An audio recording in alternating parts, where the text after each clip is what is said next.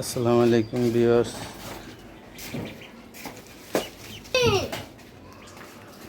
এখানে যে হাঁসের বাচ্চাগুলো আছে এগুলা চীনের একটা জাত,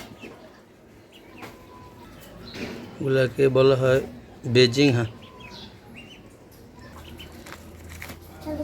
এই হাঁসের বাচ্চার বয়স 25 দিন।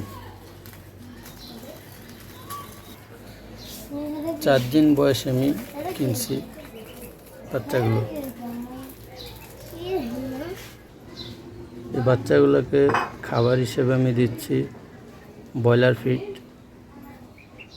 গুঁড়োটাও দিই, আস্তাটাও দিই।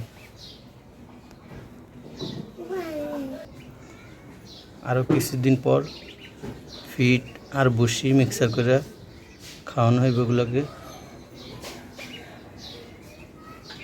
এগুলা মূলত শখের বসেই নিয়েছি।